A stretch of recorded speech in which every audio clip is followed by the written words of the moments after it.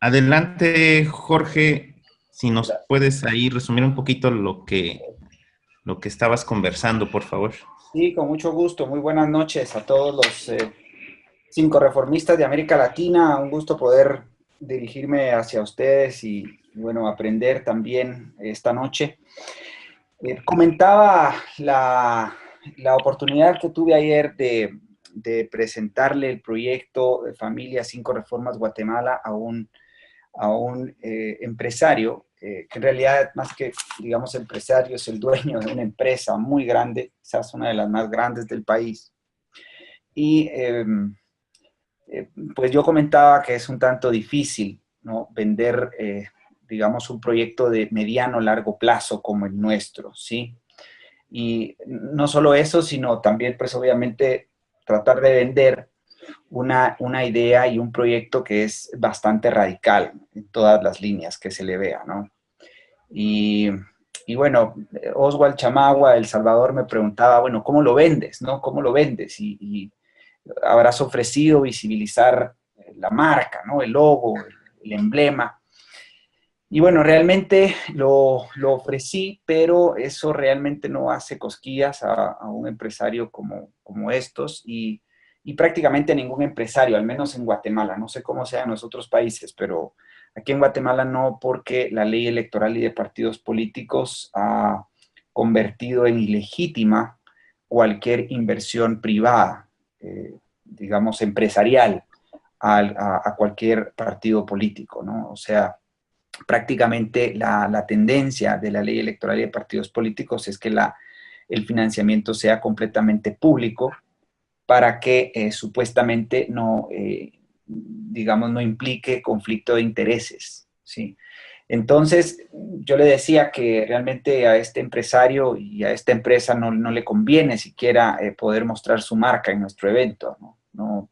No es ese su, digamos, su objetivo, ni pudiese ser ese el gancho, digamos, para lograr obtener un financiamiento.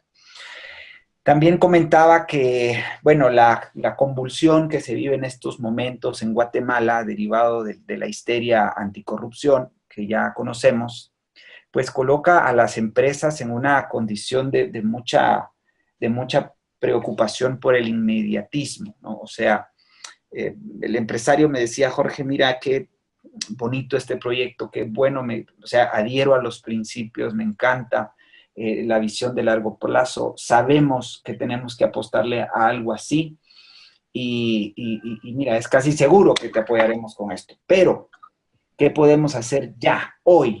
Porque nosotros lo que percibimos es que cada vez estamos más acorralados, ¿no? Y bueno, entonces, pues la respuesta dura, directa, fría es pues hacer algo ya hoy. No se puede hacer nada porque prácticamente sería, cualquier intento sería un fracaso inmediato, ¿no? O un fracaso en el corto plazo, ¿no? Eh, entonces, pues, digamos, la experiencia que yo puedo compartir es que es bastante difícil, ¿no? Estar transmitiendo este proyecto, estos principios, este programa, bueno, el foro también, asimismo, ¿no? En unas condiciones en las que los mismos empresarios que eventualmente quisieran apoyar se sienten totalmente acorralados y la percepción es que ya no hay tiempo, ¿sí? Que el tiempo ya está tan limitado. Entonces, sacarlos de esa realidad y transportarlos hacia un mediano y largo plazo y hacerles ver que en ese mediano y largo plazo está la verdadera salida, la solución eficaz, es bastante difícil. Es bastante difícil. Esa fue mi experiencia ayer. Eso fue ayer por la mañana y por la mediodía, pues también una charla a un grupo de 15 personas, amigos. Bastante interesante el grupo, bastante heterogéneo, digamos. Algunos empresarios, periodistas, exmilitares, militares retirados. Y bueno, amas de casa también, dos o tres personas que se dedican a la filantropía, ¿no? Y bueno, quizás las dos preguntas más interesantes que nos deja esa charla, digamos, compartir con este grupo es cómo cambiar la mentalidad de la gente, ante una propuesta tan radical? ¿Sí? ¿Cómo vamos nosotros a enfrentar un sistema o digamos, estas naciones que están prácticamente adoctrinadas de estatismo, ¿no? O sea, esa era quizás una de las grandes preguntas que nos hicieron. Y, y bueno, digamos, una pregunta que me llamó la atención, ¿no? ¿Por qué hablan de instaurar mercados libres si el mercado libre ya fracasó? ¿Ya? Entendiendo el mercado libre obviamente como el mercantilismo, ¿no? El capitalismo de amigotes que le llamamos nosotros, ¿no? Entonces, bueno, esas son las preguntas que se nos hacen y estuvo muy interesante. Dos personas pues nos calificaron como el proyecto que responde a la nueva política, ¿sí? Calificaron el proyecto Familia y 5 Reformas Guatemala como un proyecto audaz, un proyecto que verdaderamente no dice más de lo mismo y que propone. Así es de que, bueno, quizás me quede por ahí dándoles esas buenas noticias respecto de estos comentarios y con mucho gusto, pues, aquí quedo a la orden con sus preguntas y comentarios, amigos. A ver, preguntas, gracias Jorge. Preguntas para Jorge, por favor, adelante. Sobre este tema. Hola, yo comentar que, bueno, he tenido algunas experiencias también con algunos empresarios, uno con el que normalmente trabajo ahí en la empresa, y bueno, él también dice, pues, lo mismo, Jorge, me dice, bueno, ¿cuándo se va a ver algo, no? Este, entonces, pues a ellos es a los que les digo que tenemos que hacer dos cosas, ¿no? Una es apoyar el proyecto y la otra es también que ellos se deben de involucrar, conociendo hacia su empresa y también dejar de ser pasivos, ¿no? Claro. Sabemos que es difícil que los políticos actuales cambien de pensamiento, pero dejar de esperar a que ellos sean los que propongan, ¿no? Sino que ahora nosotros, en este caso los empresarios, que sean quienes ejerzan cierta presión. Aquí en México, y me imagino que en sus países hay cámaras de comercio, y bueno, pues ellos sí han ejercido en algunas ocasiones ciertas presiones sobre los políticos, ¿no? Sobre cuestiones que son más estatismo, pero sí han logrado hacer cierta presión. Por ejemplo, en México hubo el nuevo sistema anticorrupción y el año pasado los empresarios se unieron para que se llevara a cabo eso y amenazaban con no pagar impuestos. Entonces, sí ejercieron una presión y obligaron a que se apresurara. Es otra forma que el empresario pudiera,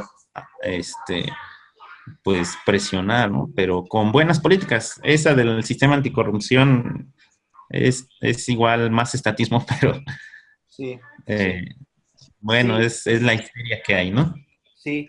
No, gracias por tu comentario, Eric. De hecho, digamos, yo lo que intenté fue explicar los beneficios del sistema capitalista que queremos para todos, ¿no? Y traté de implicar, digamos, a la empresa conociendo un poco su forma de producción, su dinámica, ¿no? Porque de hecho conozco muy bien la empresa y traté de articular, digamos, los beneficios que podrían haber, ¿no? En torno a un sistema, digamos, liberal clásico que eventualmente se propone instaurar el proyecto, ¿no? Y eso hace mucho clic, eso hace mucho clic. El tema al final del día es el hoy, ¿no? Eso es lo que les preocupa. Justamente durante el desayuno con esta persona le llaman de una de las fábricas de la empresa y le comunican un nuevo conflicto social, ¿no? un nuevo conflicto social en torno al quehacer de la empresa, que es básicamente minería. Y entonces él me dice, mire Jorge, ya ve, o sea, ahora tengo que resolver y esto me ocupa toda la mañana. Tengo que resolver un clavo y un problema de conflictividad social, ¿no? Entonces, empalmar, digamos, el proyecto en ese caso preciso, en ese momento, es difícil y requiere mucho, mucho esfuerzo, ¿no? Así es. El otro comentario que quería hacer y que también, bueno, vale la pena que lo comparta en el grupo es que,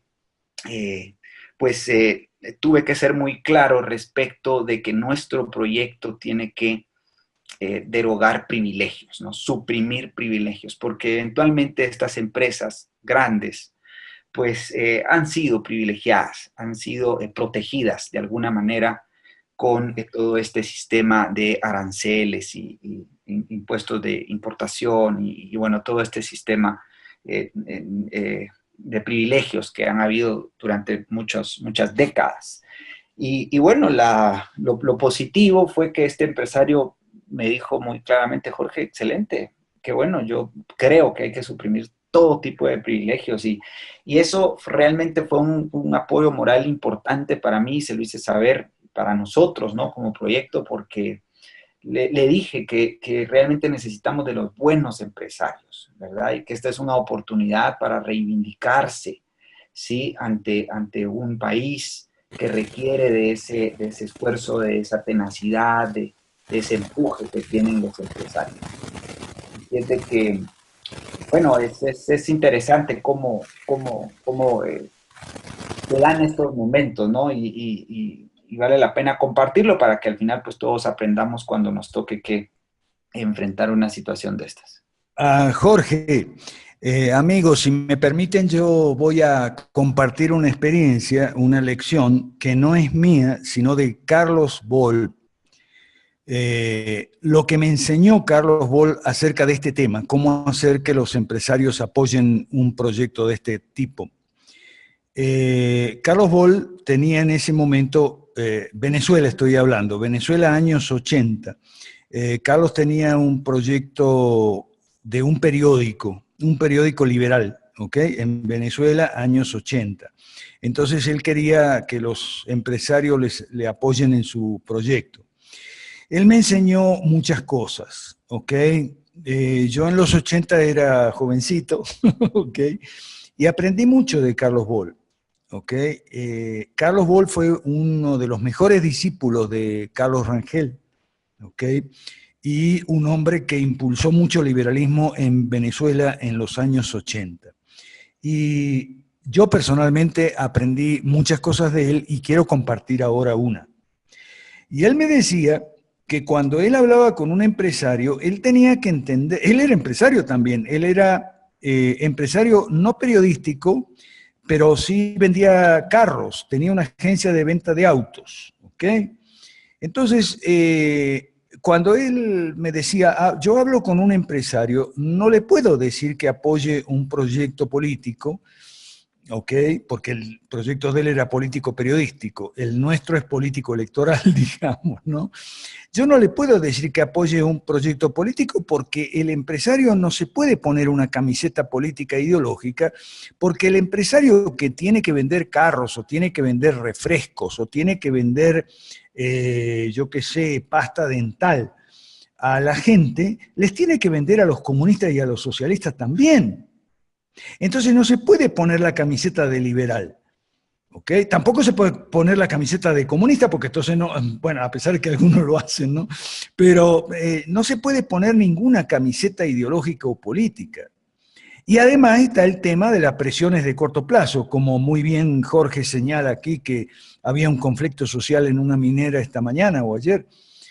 Entonces, ¿qué me enseñó Carlos? Carlos me enseñó esto, una lección muy importante y que yo después la apliqué con empresarios, no con mucho éxito, que de hecho Carlos tampoco tuvo mucho éxito, pero bueno, la lección es válida y ahora creo que puede ser el tiempo. En aquel momento no era la oportunidad quizás, porque las cosas no estaban tan graves, ahora sí están gravísimas. Entonces Carlos me decía, yo cuando hablo con un empresario le digo, para sacarlo del corto plazo y meterlo en el medio y largo plazo, lo que le digo es simplemente 3 palabras. Las palabras: piensa en tus hijos. Porque tus hijos son tu inversión a mediano o largo plazo. Vos estás invirtiendo en tus hijos, les estás pagando educación, estás ahorrando para después mandarlo a alguna universidad en Estados Unidos, etcétera, o ya lo tienes en Estados Unidos. Muy bien, le estás dando una buena educación, pero ¿le estás dando un buen país para mediano y largo plazo? ¿Qué país les vas a dejar a tus hijos? ¿Qué país les estás dejando a tus hijos? Entonces piensa en tus hijos, en primer lugar. Y en segundo lugar, decía Carlos, piensa en tus trabajadores. Porque ahora me dice Jorge que había un conflicto sindical, social, como le llaman ahora, en una empresa. Bueno, entonces la pregunta que Carlos me enseñó a hacer es, ese tipo de conflictos dentro de las empresas, que a ningún empresario le gustan, obviamente, ¿ok? Le dan dolor de cabeza, dolor de hígado, a algunos empresarios incluso le ha dado cáncer y se han muerto. Entonces, esos conflictos de tipo interempresario o interempresario, o tal vez sindical que abarque a toda una rama de la industria, o subrama, no se hubieran presentado, les decía Carlos, tal vez, si hace 10, 12 o 15 años, o tal vez 5 años, vos hubieras reunido a tus trabajadores y le hubieras dado alguna lección de economía.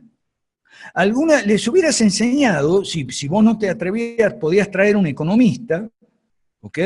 Para que les hable a tus trabajadores de qué cosa es el trabajo y qué cosa es el capital, qué cosa es una empresa, cómo la empresa tiene 2 puertas, la puerta de adelante por donde entran los consumidores y la puerta de atrás por donde entran los trabajadores y los proveedores, y cómo deben ser las relaciones dentro de una empresa para que la empresa funcione y todos podamos ganar. Y la fuente de trabajo no solo se mantenga, sino que además crezca, se desarrolle, etc. Entonces le hacía a Carlos la pregunta, dos preguntas. ¿Alguna vez has hablado de política en serio y con tus hijos? No, es que mi hijo está estudiando ingeniería y mi hija está estudiando violín. Ok, perfecto, pero ¿has hablado de política? No siempre, no en serio. ¿Algún comentario en la mesa sobre el acontecimiento del día, sobre el escándalo del día? O sobre las noticias de los periódicos, los titulares de los periódicos. Yo no les llamo noticias, yo les llamo titulares. Bueno, pero nada más. Ok, perfecto. ¿Y tus trabajadores? Me está llamando Osvaldo, lamentable. Ay, es que Osvaldo siempre le da por llamarme. Osvaldo siempre le da por llamarme, Osvaldo, estoy en la sesión virtual, aula virtual, y estamos transmitiendo por Facebook ahora, así que no puedo usar el móvil. Ok, no sé si me escuchará. Ok, vamos a seguir.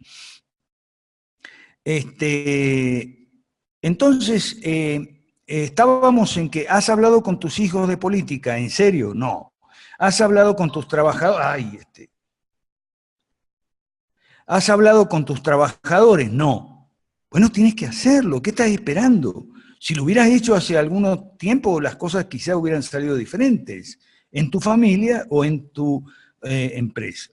Ahora bien, este enfoque, este approach, yo lo aplico también a las iglesias, a los pastores. ¿Cómo se les vende el proyecto a los pastores?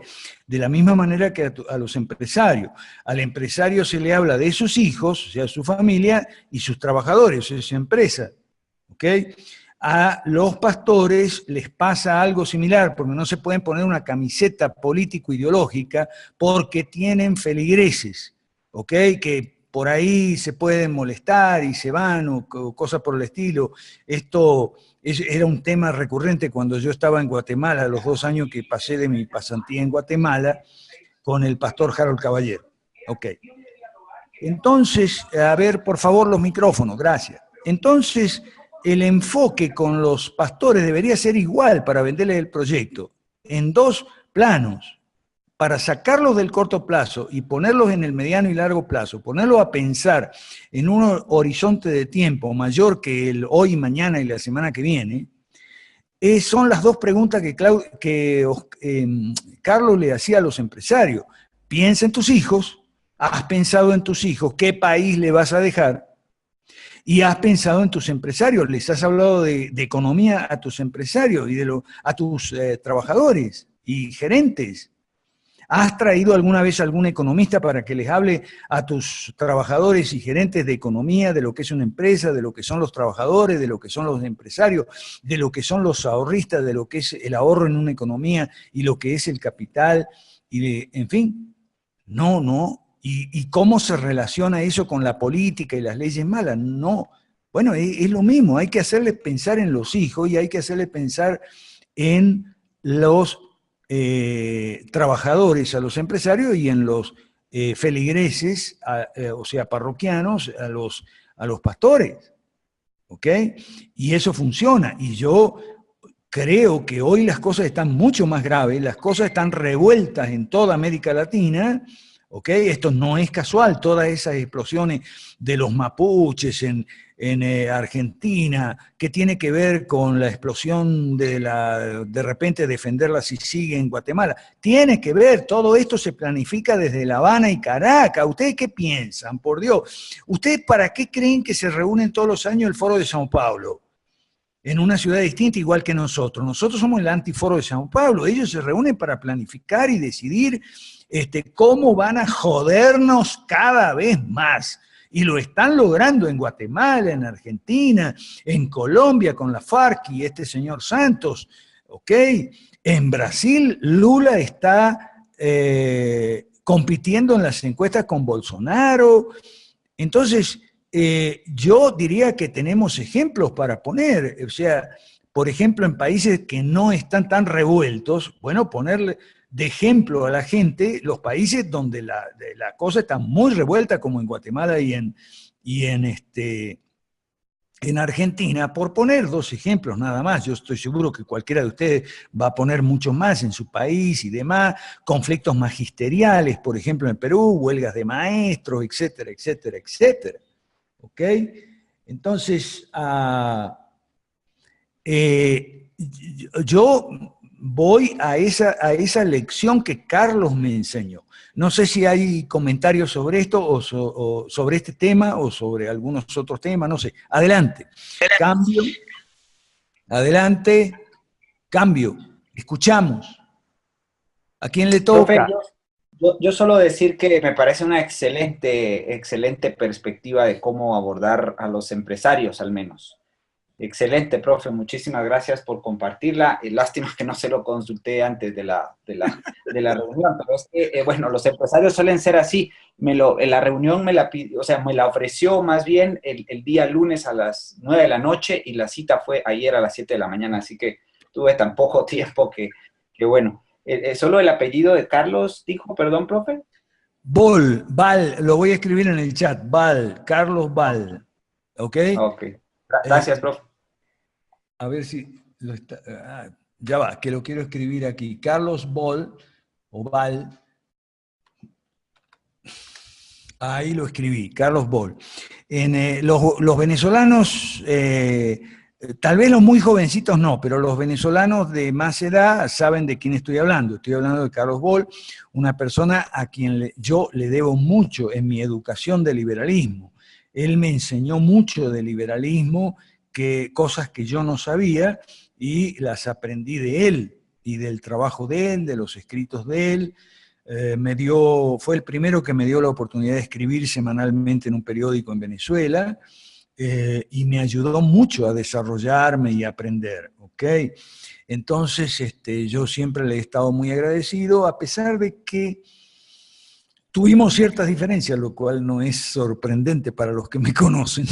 Después tuvimos ciertas diferencias cuando él estaba en Estados Unidos, ya sobre otros temas, sobre todo sobre los temas de carácter estratégico, porque yo ya estaba con otras personas que me estaban ayudando en esa oportunidad, ya estábamos avanzando lo que después fue el proyecto La Gran Devolución, las 5 reformas contra las leyes malas, la incubadora, etcétera, etcétera. Tuvimos alguna diferencia de opinión. Y lamentablemente el sobrino de él, Luis Enrique Boll, es el dueño de Panam Post, ¿ok? Pero no tiene, lamentablemente no tiene las virtudes, algunas de las virtudes que tenía su tío Carlos, ¿no? O sea, y bueno, la gente es así. Esperemos que tiempos mejoren. Por favor, ¿alguien más? ¿Quién quiere intervenir, participar, cambio? Escuchamos sobre este tema o los otros temas que estaban planteados en la semana se fueron planteando en el Facebook para discutir hoy. ¿Alguien para intervenir? Por favor, adelante. Cambio, escuchamos. Profesor Gabriel. Adelante, Gabriel. Bueno, el tema está bastante bueno.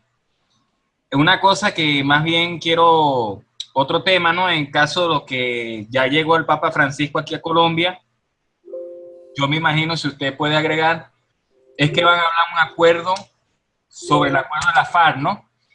Y ya que si eso es ya una estrategia del Foro de San Pablo que vienen a establecer, y que, dicho sea de paso, yo quiero también que muchos entiendan aquí antemano que yo dije un comentario, ¿no? Dije un comentario que fue bastante fuerte, y una señora me comentó que conozco hace tiempo, que dijo que respetara y eso. Bueno, yo quiero decir una cosa ante todo. Yo profeso una religión protestante, más comparto, igual que el profesor Mansuetti, un ecumenismo sano.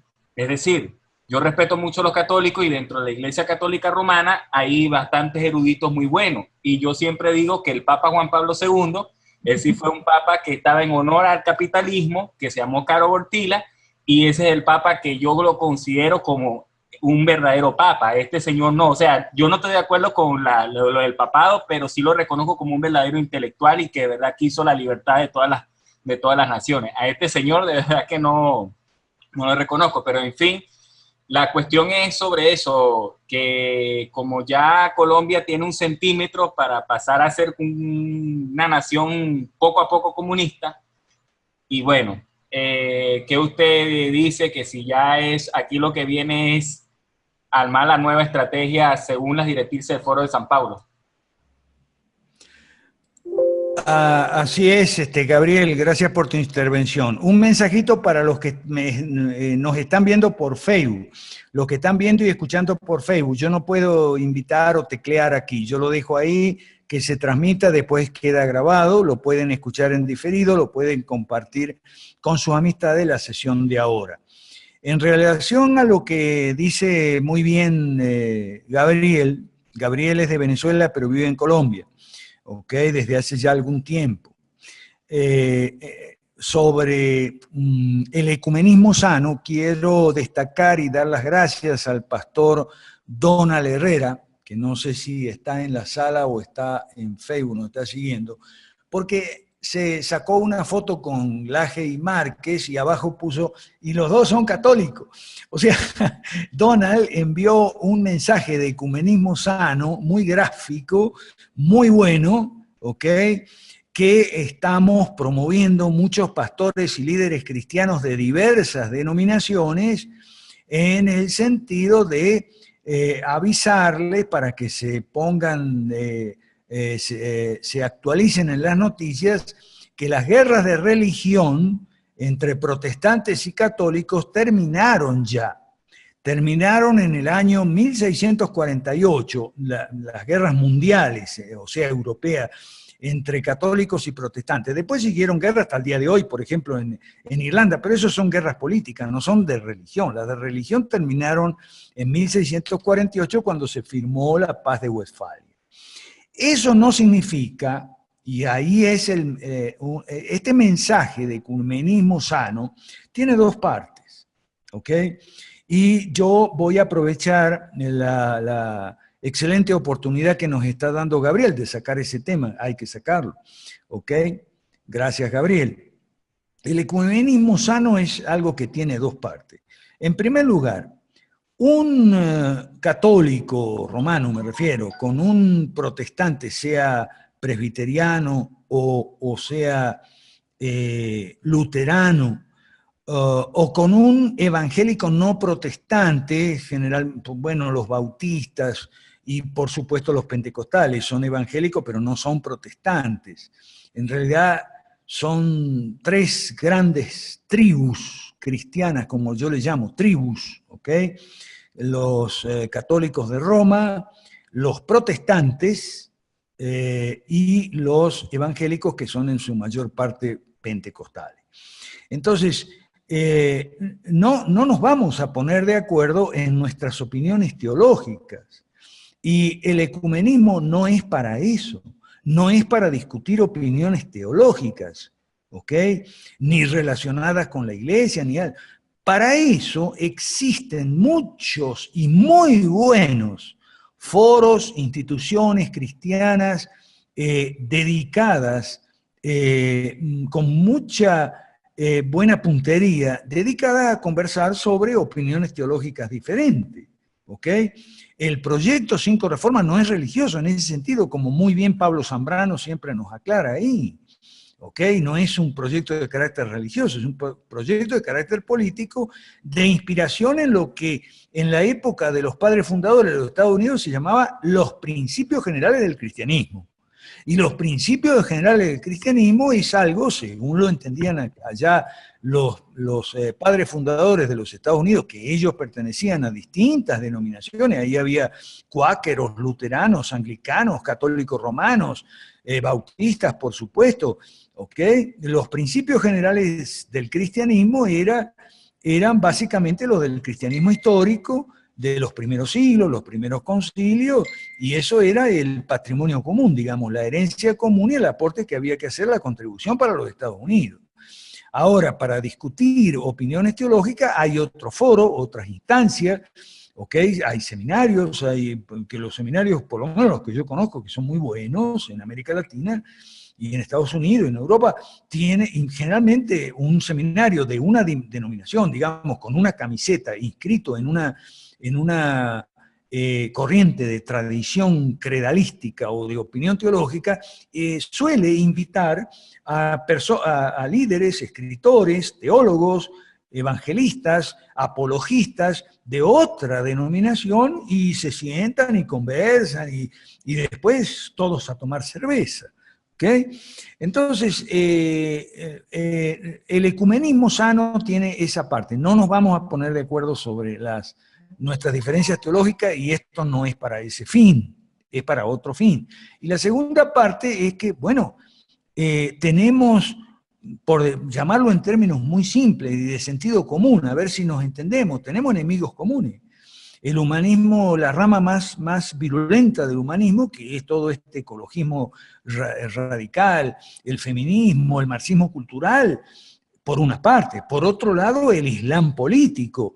O sea, yo defiendo la religión islámica en el sentido de que llamo a la gente a no confundir. Una cosa es la religión islámica y otra cosa es el Estado Islámico, los yihadistas, Al-Qaeda, Osama Bin Laden y todo ese tipo de cosas, ¿no? Pero el Islam político, el Estado Islámico, por supuesto que son enemigos y no nos van a preguntar a nosotros si somos católicos o si somos presbiterianos cuando vengan con un cuchillo a cortarnos la cabeza. Si somos cristianos, a ellos no les interesa y nos cortan la cabeza. ¿Por qué digo esto? Bueno, porque lo que sucede dentro del campo del Islam hoy en día es una ampliación y escalada muy fuerte de una guerra civil interislámica, una guerra religiosa interislámica entre el sunismo y el chiismo.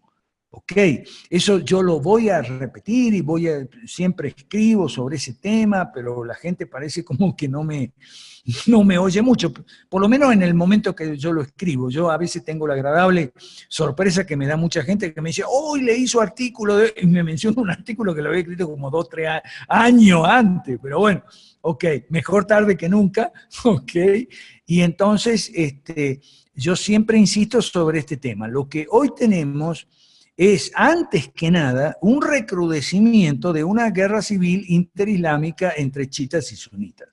Una guerra muy antigua que viene desde la sucesión del profeta, desde los años del siglo VII, VIII, una guerra muy, muy antigua. Y entonces, claro, esa guerra, en toda guerra entre dos facciones, digamos, de un mismo campo, en este caso son dos facciones o bandos en que está dividido desde hace muchos años el islamismo, cada cual va a ver cuál es más supuestamente ortodoxa, ¿no? Supuestamente más fiel, y la otra es infiel, la otra son unos infieles, son unos apóstatas, son falsos musulmanes. Eso es lo que se dicen entre sí los chiitas y los sunitas. Es importante ver lo que es la prensa, la literatura que viene de ese lado, ¿no? Entonces, como ahora la cosa viene por estos grupos, viene con el terrorismo, es a ver quién pone más bomba y quién es más riguroso en el cumplimiento de la ley islámica. Por otra parte, la ley islámica no es lo mismo en Irán que en Arabia Saudita, que en Turquía o que en el Yemen. O sea, hay que tener un pensamiento muy matizado aquí, porque la realidad es matizada. O sea, la realidad tiene diversos niveles y diversos segmentos. Entonces, si uno quiere tener un entendimiento claro de lo que está pasando en el mundo, tiene que abrir un poco la cabeza y dejarse de guiar solo por memes de Facebook, porque con los memes de Facebook son muy útiles, por supuesto, y bueno, yo he aprendido más de una cosa sobre un meme de Facebook, que cuando yo veo un meme de Facebook, bueno, investigo lo que dice, no me quedo con eso solo. ¿Ok? Y así es lo que tenemos que hacer nosotros los del Centro del Liberalismo Clásico, y tratamos de hacerlo, ¿ok?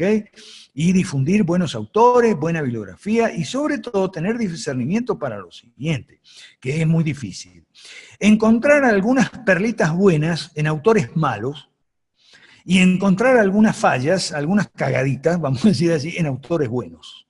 Oh, eso sí es difícil. Es muy difícil, ya es difícil distinguir un autor bueno o una corriente, digamos, buena de otra mala. Eso no es fácil, pero mucho más difícil es encontrar cuando una persona está diciendo un montón de disparate, como por ejemplo con Graciela Cristina comentábamos, y el grupo Facebook, tenemos grupo WhatsApp por países, tenemos un grupo en Argentina, WhatsApp para 5 Reformas de Argentina, que lo está manejando muy bien Graciela Cristina, yo siempre le agradezco, y hoy comentábamos eso. Anoche vimos a la señora Beatriz Arlo decir una cantidad enorme de disparate, pero en el medio de esa retaíla de disparate, entre un disparate y el siguiente, dijo un par de cosas que tienen mucho sentido. ¿Ok? Entonces hay que saber pescar, digamos, eso se llama discernimiento, ¿ok?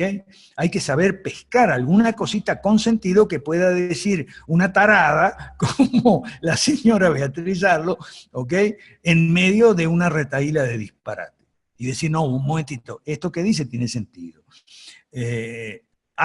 Claro, hay que explicarlo. A lo mejor lo dice mal o lo dice por las razones equivocadas, ¿no? Bueno, hay que explicarlo, y eso también forma parte del discernimiento. Y de la misma manera, si uno encuentra un autor bueno, una corriente buena, o una escuela buena, una universidad o lo que sea, o un libro a lo mejor bueno, encontrar varias genialidades, pero entre una genialidad y la siguiente aparece un disparate. Entonces, un momentito, este señor en esto, tiene razón, pero en esto está diciendo disparate. ¿Okay? Entonces, eso es, vivimos en un mundo extraordinariamente complicado. La revuelta de las izquierdas, o sea, la reacción contra el neoliberalismo de los años 90 y siguientes, es virulenta, tremenda, terrorista, es una cosa horrorosa en Argentina y Venezuela y en todos esos países. Y si gana Lula las elecciones otra vez en Brasil, uy, esto se va a poner más caliente todavía. Me refiero a toda la región donde nosotros estamos. Hoy intervine también en el grupo WhatsApp de 5R Paraguay, ¿ok? Y yo les dije algo que quiero compartir ahora con ustedes. Le dije, mire, no hay una respuesta paraguaya a lo que está sucediendo, porque hay un problema grave con los maestros y los estudiantes en Paraguay. No hay una respuesta. Entonces salió el tema de la reforma número 3. Entonces yo les expliqué otra vez que la reforma número 3 es inseparable de las otras 4 y demás, y le dije, bueno, que la 5R, el movimiento 5 Reforma, no es una respuesta paraguaya a la problemática del Paraguay, sino que es una respuesta continental a la problemática continental, porque el desafío del Foro de Sao Paulo es continental, ¿ok? Y ya lleva más de 25 años, más de un cuarto de siglo de fundado el Foro de Sao Paulo, y estamos viendo los resultados en todos los países. Entonces, no es una respuesta paraguaya, como no es una respuesta argentina, o es una respuesta venezolana, ¿ok? Es una respuesta continental, es un proyecto continental. En Venezuela, América Gómez siempre lo destaca, siempre lo pone al frente, el carácter continental es una de nuestras mayores fortalezas de este proyecto, ¿ok? Y lamentablemente en Venezuela hay mucha gente que no lo entiende, como también en Argentina tampoco lo entienden, no entienden que ningún país, estamos frente a una amenaza continental, entonces estos países no vamos a poder salir solos de la crisis terrible en donde nos tiene sumidos las reacciones de la izquierda, que han sido violentas, virulentas, y lamentablemente han sido muy bien y cuidadosamente planificadas, diseñadas y orquestadas y coordinadas desde La Habana, pasando por Caracas y de ahí para abajo. Y México, que ahora está el señor López Obrador, otra vez agitando la charca por allá en México. Esta no es una respuesta mexicana, esta es una respuesta continental. Claro, yo sé lo que me va a decir Jorge. Va a decir Jorge, eso es más difícil de vender todavía. Si ya era difícil vender un proyecto a mediano plazo, que no sea para la solución ya, ¿ok? Que se le diga a la gente de Guatemala que no, mire, esto no es de ni para Guatemala solo, esto es continental.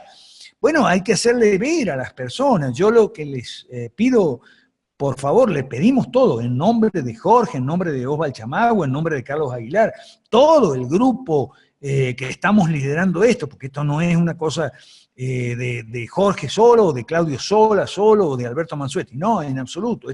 Aquí hay un equipo de líderes que estamos tratando de orientar y de abrir camino, hacer ruta en lo que es América Latina. Yo lo que les pido, por favor, es que compartan el Proyecto 5 Reforma en sus redes sociales y también en su medio, digamos, físico, digamos, no virtual, y eso implica su familia, su lugar de trabajo o de estudio, sus vecinos, ¿ok? Pero para eso hay que desconectarse un poquito de la politiquería del día a día.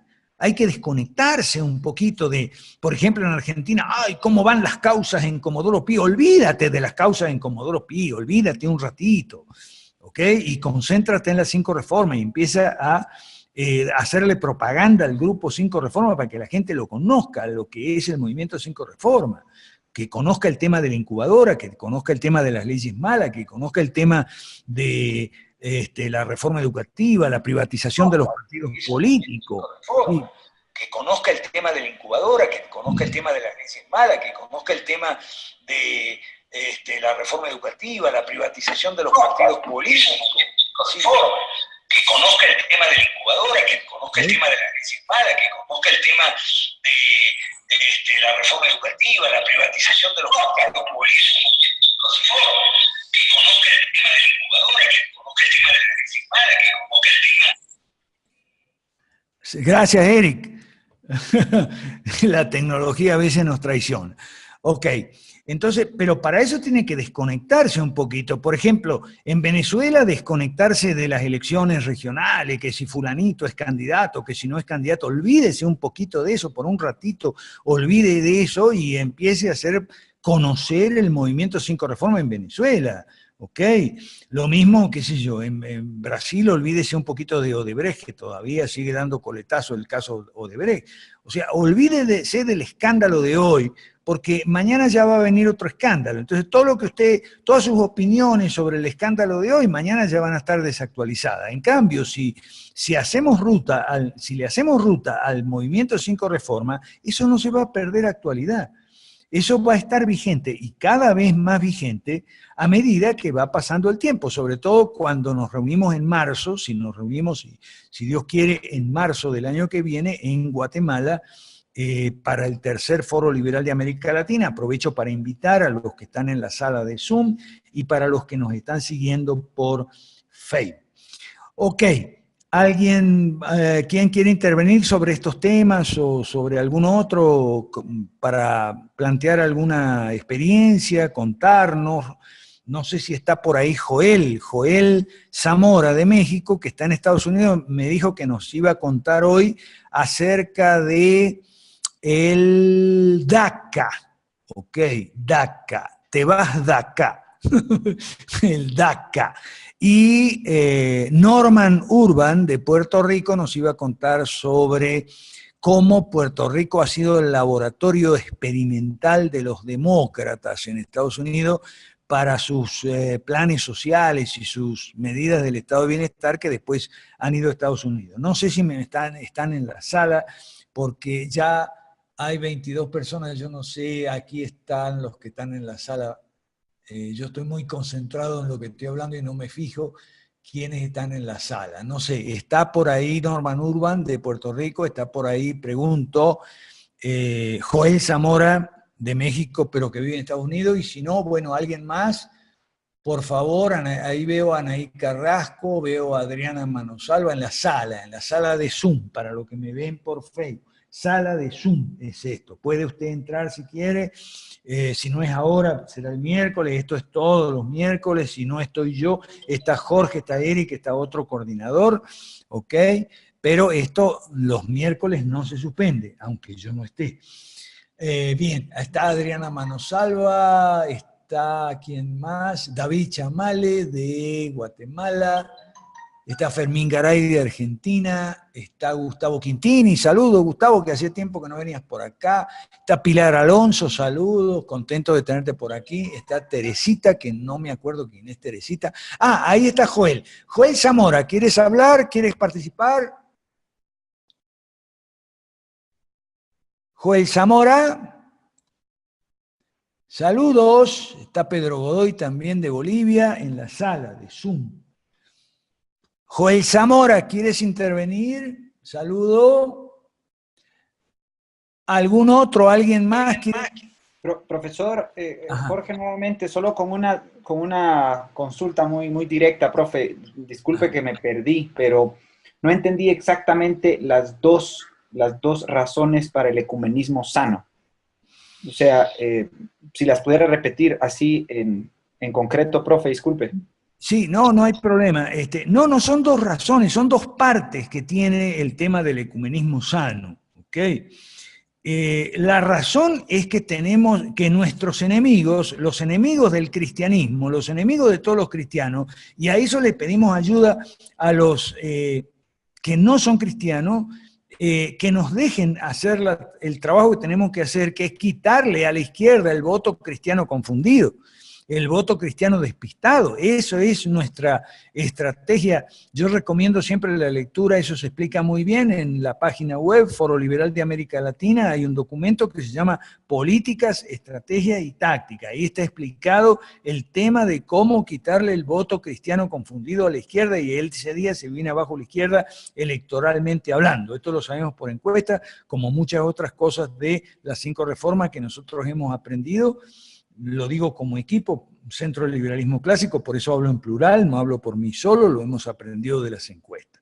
Entonces, la razón es que nuestros enemigos están muy virulentos. Y esa es una parte del asunto del ecumenismo sano. Y la otra parte es que, bueno, entre católicos, protestantes, evangélicos, nunca nos vamos a poder poner de acuerdo sobre nuestras diferencias teológicas, digamos, de opiniones teológicas, porque venimos de distintas tradiciones credalísticas, o sea, credos, ¿no? Distintivos, tribus, les llamo yo, un poco en broma, en serio, pero en realidad son orientaciones credalísticas diferentes y tenemos divergencias en muchos puntos importantes, pero tenemos algo en común, y eso en común es lo que los padres fundadores de Estados Unidos, allá a finales del siglo XVIII y antes todavía, en el momento que ellos redactaban las constituciones de cada estado, o sea, de cada colonia, que no se llama estado, se llama colonia. De cada colonia, las 13 colonias primitivas, lo ponían muy, muy en claro, ¿ok? Esto es políticamente incorrecto lo que voy a decir. Tenían enemigos comunes, Inglaterra, después, y antes que eso, bueno, los indios, que algunos eran bastante revoltosos, ¿no? Entonces, tenemos enemigos comunes cada vez más fuertes, cada vez más poderosos, y sobre todo nuestros países se están descuartizando. Nuestros países están en el cuesta abajo, están todos, unos más, otros menos, en la bancarrota económica, política y moral. En el WhatsApp de Argentina hablábamos de que con Perón la Argentina se convirtió en un país de ignorantes. Con Cámpora se convirtió en un país de locos, además de ignorantes, locos. Y con Kirchner, Néstor, se convirtió en un país de inmorales. O sea, nos hicimos ignorantes, los argentinos, nos hicimos ignorantes con Perón. Perón decía, alpargatas sí, libros no. ¿Ok? Pucha, nos hicimos ignorantes los argentinos. Después vino Cámpora y nos pusimos locos.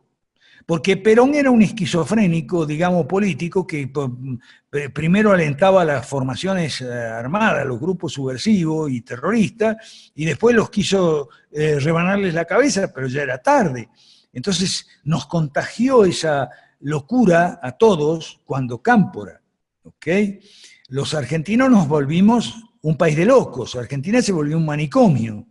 Y con Kirchner, Néstor Kirchner, Argentina se volvió un país de inmorales, o sea, además de ignorantes y trastornados mentales, alienados mentalmente, inmorales, pero terriblemente inmorales. Las inmoralidades que se ven en Argentina hoy en día es terrible. Entonces, no hay reservas morales, no hay patrones morales, no hay pautas morales, ¿ok? Así como con Cámpora no había formas racionales de pensar, se introdujeron la irracionalidad en la Argentina, y antes, con Perón, el Perón de 1946, se introdujo la ignorancia. Entonces, primero ignorancia, después locura, y por último, una tremenda bancarrota moral. Así es Argentina, así eso es lo que ha pasado. Ahora, ¿por qué hablábamos eso en el WhatsApp de 5R Argentina? Y bueno, porque una cuestión que viene desde hace 70 años, desde 1940, 71 años hace desde cuando Perón ganó la primera elección, 1946, hace 71 años. ¿Vos creés que se puede arreglar en una semana, en dos semanas, o en 2 meses, o en 2 años? No se puede, no se puede. Aquí hay que pensar en el largo plazo y fortalecer este proyecto, difundiendo lo que es este proyecto. Y entre los cristianos, para ir a la pregunta de Jorge, bueno, sí, entre los cristianos de todas las denominaciones. Eso no significa eso significa, no significa olvidar las diferencias de opiniones teológicas, o sea, olvidar las diferencias teológicas y de visión, digamos, diferencia, digamos, religiosa entre católicos, protestantes y evangélicos. Y significa no tratarlas dentro de este proyecto. No estamos aquí para eso. O sea, hay otras instancias, hay otros foros, hay otras plataformas, ¿ok? Hay editoriales muy buenas donde se publica, hay revistas muy buenas, aparte de, bueno, los seminarios. Entonces, eso es ecumenismo sano, al que aludió muy oportunamente Gabriel Massa. Muchas gracias, profe, me quedó muy claro, muy amable. Ok, a ver, sobre estos temas ya estamos pasados de la primera hora. Para los que nos están viendo en Facebook, esta es la sesión plenaria del Movimiento 5 Reforma. Bueno, los que quieren, los que pueden participar, ya sea en Facebook o en Zoom, ¿ok? Que es la plataforma que usamos para cambiar experiencias, informaciones, bibliografía, contar avances y preparar avances y retrocesos, experiencias buenas, malas y regulares, pues así es la vida, ¿ok? Y avanzar el tercer Foro Liberal de América Latina en Guatemala, ¿Ok? Por cierto, está pendiente el concurso. Yo invité para un concurso, invitó también Eric, invitó también Rodrigo Mora, pero no ha habido hasta ahora respuesta. Esperemos que la haya más adelante, tal vez estando ya más cerca, porque hay becas, ¿ok? Hay premios para los que ganen el concurso. El concurso es responder a la pregunta ¿qué hago yo por el movimiento 5R en mi país? Y enviarlo a Rodrigo Mora a su email de foroliberalchile@gmail.com, y las mejores respuestas van a tener premios, incluyendo parte de los costos del viaje a Guatemala que vamos a tener en marzo, si Dios quiere, y estadía ya 3 días, del 16 al 18 de marzo. Ya saben, tercer Foro Liberal de América Latina, nosotros nos reunimos todos los años para el 19 de marzo, que es el aniversario de la PEPA, la Constitución Liberal de Cádiz. Por favor, ¿quién más quiere intervenir ahí? Profesor, a propósito, una pregunta que me hacían justamente hace un par de semanas, creo que se la comentaba, pero tal vez que comparta su respuesta con el grupo. Un abogado me decía que la PEPA no fue una constitución liberal, que por qué le llamábamos la PEPA, digamos, a nuestro... Bueno, ¿por qué celebrábamos nosotros la PEPA? No sé qué respuesta podemos dar a esa pregunta, profe. Gracias por la pregunta. Bueno, en cierto modo es correcto, no es totalmente liberal, o vamos a decirlo de otra manera. No es liberal vista desde 2017, no, por supuesto, o sea, juzgada con los parámetros actuales, no es liberal, o sea, es una constitución que imponía la religión católica a todo el mundo, ¿ok? Entonces, eso no es liberal, para nada. Pero había otras disposiciones que para la época eran de un liberalismo muy avanzado, sobre todo en España. Recuérdese una cosa, yo estoy repasando ahora un autor clave en esto, que también dice lo mismo, ¿no? Que la PEPA no era muy liberal, que digamos, y ese autor es César Vidal. César Vidal tiene muchos libros sobre estos temas y tiene un análisis muy bueno sobre la PEPA, en una serie que él escribió que se llama Las razones de una diferencia, hablando de la diferencia entre la cultura protestante de los Estados Unidos y la cultura católica de Hispanoamérica, España, y bueno, fue muy incisivo, muy controversial, y a César le costó el puesto en la radio y la televisión, y le costó finalmente tener que irse de España porque la cosa se puso brava, ¿ok? Los católicos se enojaron mucho por lo que él decía en esa serie, ¿ok? Pero bueno, ahí hay un buen análisis de la PEPA, el que lo quiera estudiar, esta Libertad Digital, es una serie muy larga, que tiene como 30 y pico de artículos, los primeros de los cuales están en Libertad Digital, ¿ok? Los otros se pueden conseguir en el blog de César Vidal, y bueno, también en los libros de él ha escrito muchísimo, es un autor muy prolífico, amigo de nosotros, va a estar con nosotros en Lima ahora en octubre, el mes que viene, si Dios quiere y todo sale bien, nos vamos a reunir para festejar los 500 años de la Reforma Protestante, pero lo vamos a festejar con católicos también, lo vamos a celebrar con gente católica, que nos va a dar su visión de la Reforma, ¿no? Y ahí, ese sí es un foro para discutir, por lo menos, no opiniones teológicas, pero por lo menos la parte política. O sea, algunos estamos queriendo que esa reunión, para la última semana del mes que viene, octubre, en Lima, sea el primer foro latinoamericano de teología política, o hispanoamericano tal vez, de teología política. Pero en un foro de teología política cristiana no pueden estar ausentes los católicos romanos. Entonces estamos invitando a algún sacerdote o un buen expositor, escritor católico sobre estos temas, ¿ok? Sobre el tema de teología política, o sea, la teología política cristiana. ¿Por qué? Porque la teología política cristiana es común, ¿ok? Me refiero a Agustín de Hipona y la línea de resistencia a la opresión. Esa línea pasa por el campo católico y por el campo protestante también. Campo católico, Escuela de Salamanca, fines del siglo XVI. ¿Ok? Y el campo, ese es el campo católico, y el campo protestante, todos los escritores humanistas protestantes se llaman a veces, de los 2 siglos siguientes, como Grocio, Pufendorf, que yo estudio a Pufendorf en mi libro Las leyes malas, voy a hacer voy a pasar un comercial, ¿ok? Ahí estamos. Ahí está Rodrigo Mora. Rodrigo Mora, no sé si puedes participar sobre lo que estás haciendo en Chile y la experiencia que estás ganando en tu campaña de apoyo a José Antonio Kast. ¿Estás ahí, Rodrigo? ¿Nos puedes compartir? ¿Me escucha, profesor, ahí? Sí, cómo no, adelante.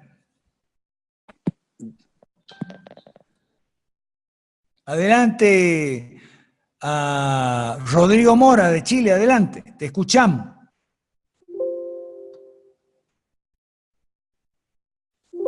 Te escuchamos, Rodrigo, adelante. ¿Me escucha ahí? Sí, Rodrigo, te escuchamos. Ya, el día martes me junté con un intelectual chileno que es conservador, se llama Gonzalo Rojas. Esta persona está dentro de la campaña, es uno de los líderes, digamos, de la campaña de José Antonio Kast, y nos juntamos en una oficina que es de una ONG que se llama Republicanos, que más adelante van a ser partido político, y tienen bastante adelantado, digamos, su trabajo. Por lo tanto, este trabajo me ha permitido conocer distintas personas que están trabajando en terreno, que es la experiencia que a uno le falta. Así es que es un gran aporte, digamos, para todos nosotros, en el sentido de que yo les comenté a ellos que desde aquí a noviembre, que sea la campaña, yo voy a apoyarlos a ellos, pero siempre que ellos, entendiendo que yo soy de las 5 reformas y soy liberal clásico y todo el tema, me dijeron que ningún problema porque todos estamos, digamos, trabajando por la derecha popular, en eso estamos de acuerdo, por una derecha popular, una derecha buena que realmente sea distinta a esta derecha mala que está gobernando en Chile. Así es que esa experiencia yo se las quiero compartir porque si bien es cierto, quizás mi trabajo y nuestro trabajo de la célula chilena de las 5 reformas sea hasta noviembre, hasta las elecciones, y posteriormente a lo mejor capaz que hasta seamos oposición, digamos, si es que sale José Antonio Kast, nuestro trabajo por lo menos hasta noviembre va a ser de experiencia. He conocido personas, he conocido gente de la Iglesia Católica, de la Iglesia Evangélica en Chile, que estamos apoyando a José Antonio Kast, y eso obviamente uno va conociendo y va recibiendo. Me han agregado varios grupos WhatsApp, y son gente que el día de mañana podemos a lo mejor no estar en el mismo camino, porque van a estar los republicanos a lo mejor, o los conservadores, pero este partido liberal que queremos formar en Chile, podemos hacer sí ciertas uniones y van a ser ayudas recíprocas. Por lo cual les quería compartir eso para que ustedes sepan que acá en Chile estamos haciendo cosas, estamos participando en la campaña de José Antonio Kast. Eso por una parte. Y segundo, me encontré con una persona que es venezolana, un venezolano que probablemente está escuchando ahora. Esta persona es experto en marketing y en publicidad y vamos a trabajar para levantar, oficializar el Foro Liberal Chile, que va a poder dar soporte a distintos movimientos que estamos apoyando las 5 reformas. Así que eso vamos a hacer pronto la página web y eso nos va a dar como el piso. Es Guzmán, ¿verdad? El apellido de él. Es Guzmán. Ahí se me fue. Rodrigo. ¿Aló? Sí, es Guzmán, es su apellido. Aló, Rodrigo, ay, qué pena. Rodrigo, estás mal de micrófono. A ver. Dale, ¿ahí dale, me escucha? Dale. ¿Me escucha?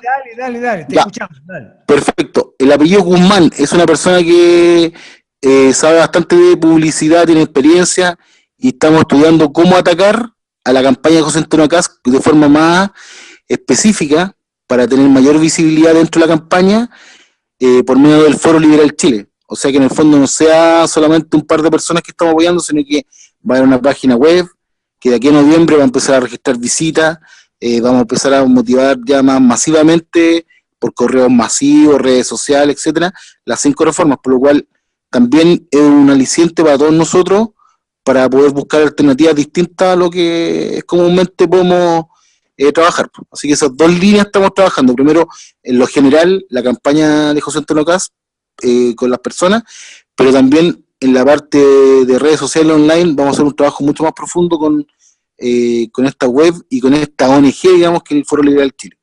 Eso sería hasta el momento, profesor, y eso sería. Ok, muchas gracias, Rodrigo. Preguntas para Rodrigo sobre el tema de José Antonio Kast. Yo le voy a hacer una. ¿Qué posibilidades le damos a José Antonio Kast? ¿Va a llegar primero, va a llegar segundo, tercero o último después de la ambulancia? ¿Cómo va eso? Yo tengo un comentario también, Rodrigo, si me permites. Entiendo que has pensado en posicionar este nombre de Foro Liberal Chile, ¿no? No sé, mi recomendación eventualmente es que puedas promocionar quizás mejor el nombre de 5 Reformas Chile y eventualmente quizás también el nombre del partido político que ustedes fundarán, ¿no? En su momento.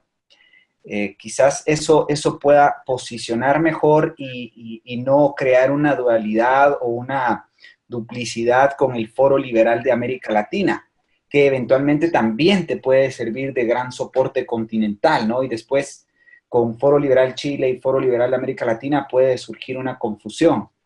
Es solo una sugerencia, no sé qué piensas. O sea, lo que teníamos pensado no me acuerdo el nombre, pero Guzmán el apellido, posicionar los 3 puntos, o sea, las 5R Chile como propaganda, 5R Chile sería para las 5 reformas, el Foro Liberal Chile como una ONG para poder dar soporte a distintas iniciativas que hay.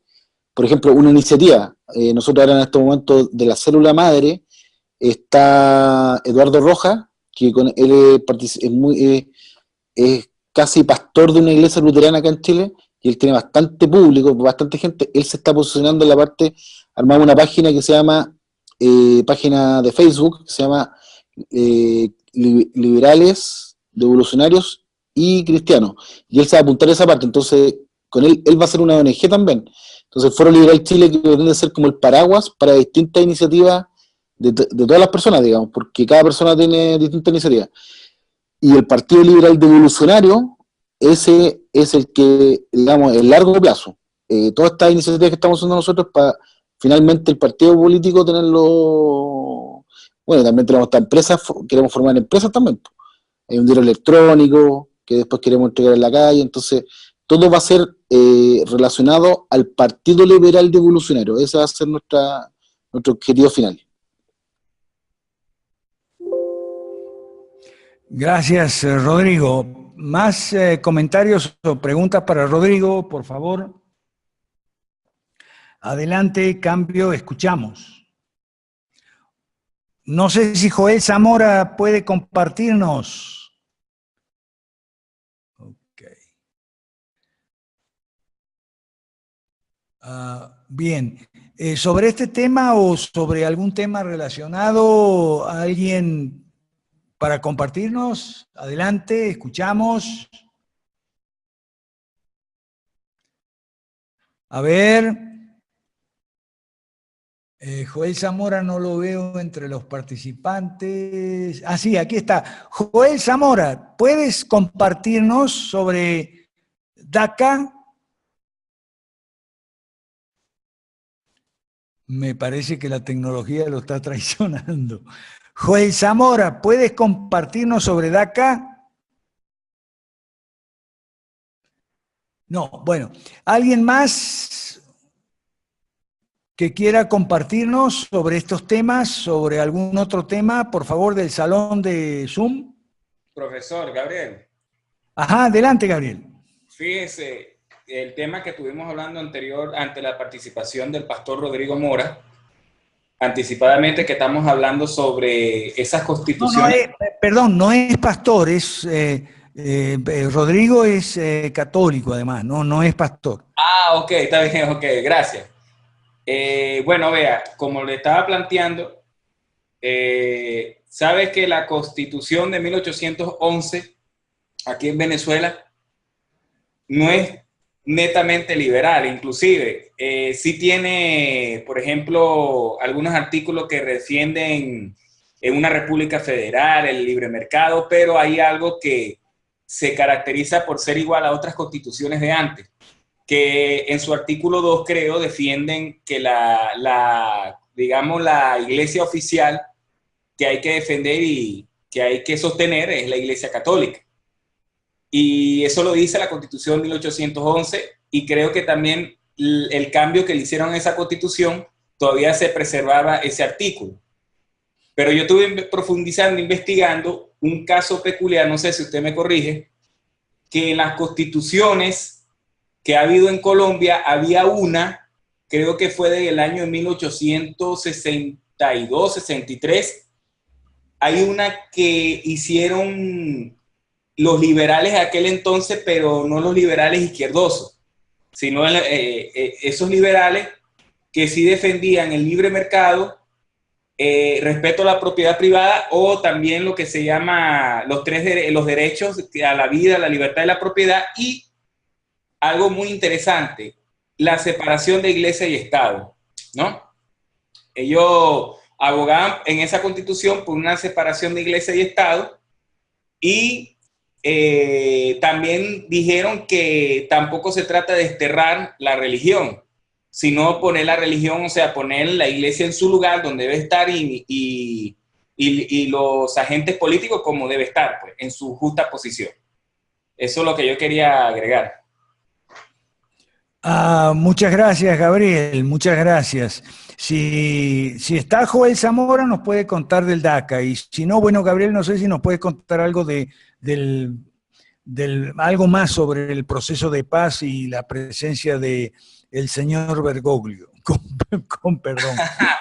Ok, no, mire, lo que me he enterado por las noticias más o menos, bueno, él llegó, lo recibieron a gusto, está hablando, por ejemplo, cómo debemos ser buenos cristianos, eso es lo que está hablando, ¿no? Y también sí está hablando, tiene unas ciertas retóricas sobre el Tratado de Paz. Ve que siempre tenemos que estar unidos, y por lo menos está diciendo que Colombia es un gran ejemplo de paz se trata, y está hablando el caso de Venezuela también, que debemos tratar de orar por Venezuela y tener un mejor diálogo. Eso es más o menos lo que yo pude visualizar, y bueno, la gente aquí está emocionada con la llegada del Papa Francisco. Inclusive la gente aquí, uno no puede hablar muy mal de él. Porque exacto, aquí la gente es muy católica, o sea, no es como en Venezuela. En Venezuela tú le invitas a una procesión, no te va a nadie, lo que prefieren es irse a la playa a tomar cerveza. Aquí no, aquí sí van a las procesiones. Aquí sí van a las procesiones. Entonces, sí, ellos, o sea, no hay que hablar, pero sí, por ejemplo, he hablado con algunas personas, hemos entrado con el tema de las 5 reformas. Yo siempre enfatizo, mira, ¿qué es lo que pasa con Colombia? Hay muchos sobreimpuestos, hay mucha simpatía con la izquierda, y entonces más o menos uno me hizo una pregunta, bueno, ¿y qué tú opinas? Pero eso fue a semana, ¿qué tú opinas de que el Papa va a llegar? ¿Qué tú opinas de ese Papa? Y yo le dije que es un Papa que de verdad estratégicamente fue puesto en el Vaticano. Estratégicamente fue puesto porque es un enter, vamos a decir, de la parte de la izquierda radical continental, que es este caso el Foro de San Paulo. Y yo lo que les quiero dar es que, por ejemplo, como usted dijo la semana pasada, profesor, que bueno, para la otra semana, no sé cuándo se puede y cuando Dios lo permita, que íbamos a hablar sobre conocer bien el marxismo, ¿no? La naturaleza del marxismo. y más que todo el marxismo en Latinoamérica, que es lo que yo le estoy explicando a las personas aquí, que ese Foro de San Pablo está promoviendo, o las izquierdas radicales están promoviendo, como quien dice, el acentuamiento, el establecimiento de la izquierda más radical posible, y lo están logrando. Ya muchos marxistas se infiltraron en el Vaticano, hasta en las iglesias protestantes también, en el ejército, como usted lo explicó, y por ejemplo, eso es una cosa que yo le estuve explicando a ellos, que ese es un papa que de verdad está apoyando las tiranías, está adelantando mucho lo que se llama esa teología de liberación, está apoyando los grupos armados, que ya no son armados, sino ya son ahora candidatos políticos, cosa que está pasando con la FARC, y están logrando poco a poco eso. O sea, no se dejen engañar que ahorita Chávez murió y Fidel Castro murió, el que queda es el Papa Francisco. Eso fue lo que yo dije. Bueno, y queda también Raúl Castro en bueno, Habana, Raúl Castro. Sí. Y Maduro en Caracas, ¿no? Bueno, y para culminar, profesor, para culminar, si usted dijo que con Perón nos volvimos ignorantes, ¿no? Y sí. Ajá, ok, bueno, yo digo que con Rómulo Betancourt los venezolanos nos volvimos egocéntricos. Y con Chávez nos volvimos, bueno, más estatista y más loco todavía. Aunque Chávez no estaba loco, ¿no? Como usted decía. Sí. Ok, cambio. Bueno, Joel Zamora me dice aquí por el chat que tiene problemas con el micrófono. No sé si lo resolviste, Joel, o si alguien más quiere intervenir sobre algún tema, el tema del marxismo o otro relacionado. Adelante. Para eso son estas reuniones. Adelante. Profesor Jorge de Guatemala nuevamente. Sí, yo quería, bueno, agregar algo al comentario que hace Gabriel. Saludos, Gabriel, hasta Colombia. Un abrazo fuerte.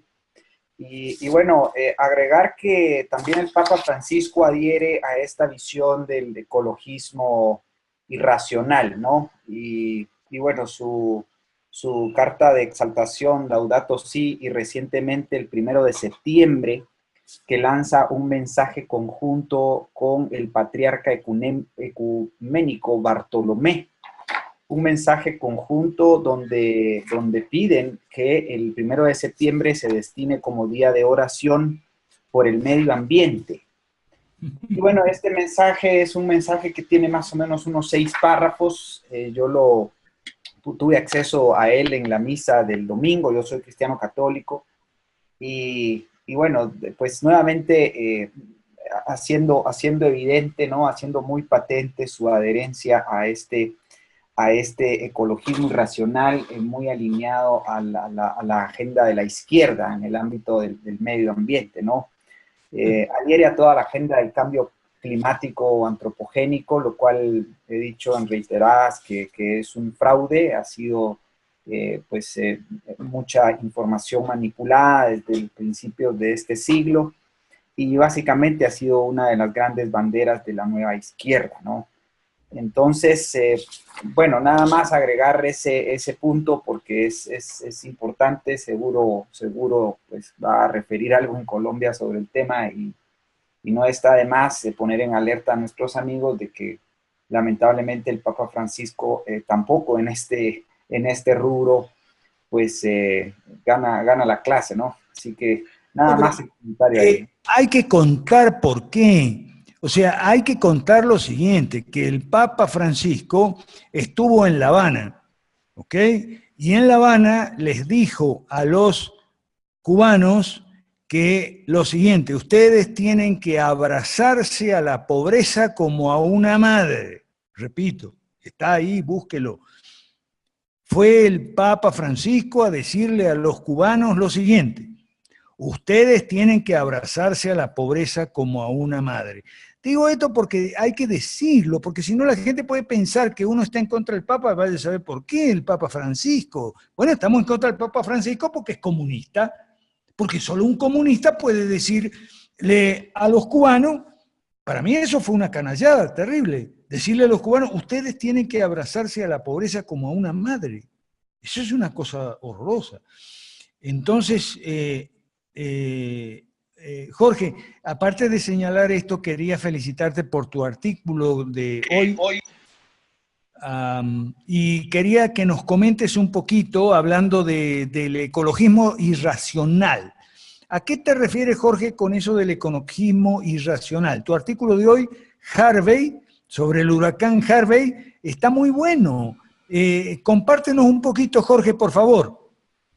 Ok, muchas gracias, profesor. Quizás un paréntesis antes, quizás después de mi intervención usted nos pueda compartir el tema de cómo la Iglesia Católica desde los años, bueno, no sé, no recuerdo el año, pero fue secuestrada, ¿no? Por la orden jesuita, y hay un personaje ahí que usted lo conoce muy bien. Yo ahora solo recuerdo el apellido, pero quizás nos comenta usted en su momento ese tema para entender mejor por qué estamos donde estamos, digamos, con la jerarquía de la Iglesia Católica.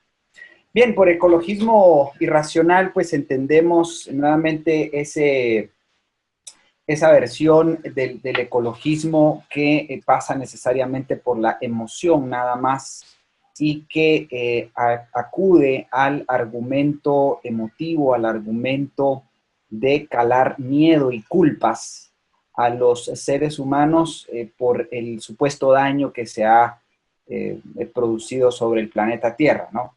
Digo supuesto daño porque en realidad, digamos, si retornamos al pasado desde los años 60, digamos, todos estos supuestos problemas globales como el daño causado por el DDT, el tema del agujero de la capa de ozono y más recientemente el calentamiento global, que luego migró a llamarse cambio climático porque estaban perdiendo la batalla con el mensaje del calentamiento global, porque en realidad lo que estaba pasando es que el sistema climático mundial estaba estabilizándose en alguna medida e incluso experimentando ciertos periodos de enfriamiento.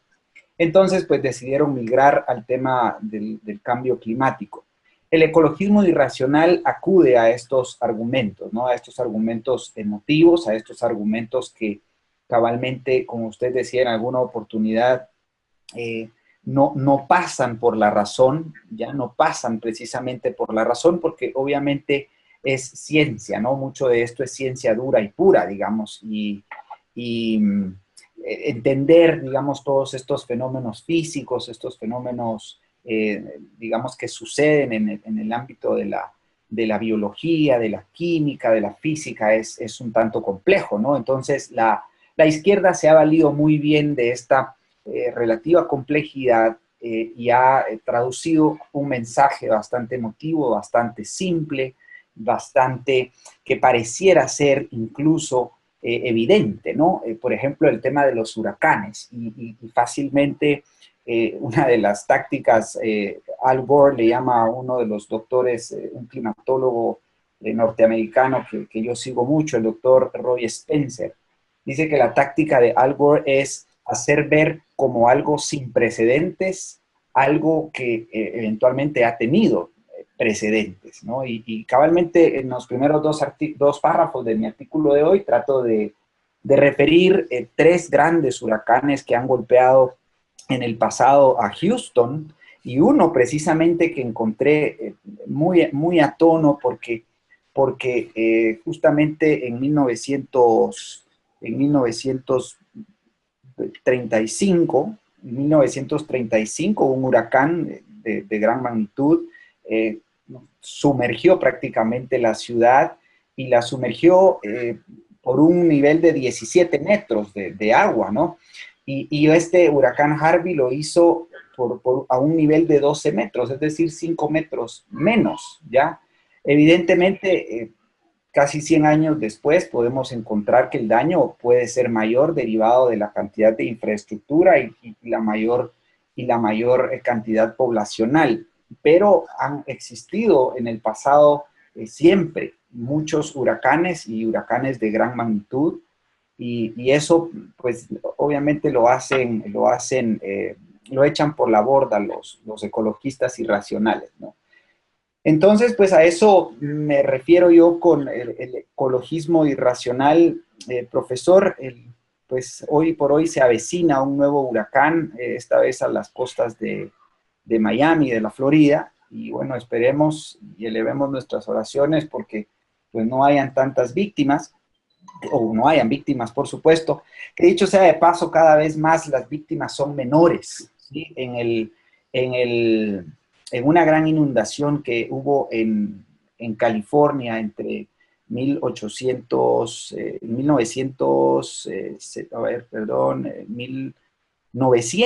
un huracán de categoría 4, hubo alrededor de 8,000 personas fallecidas, ¿no?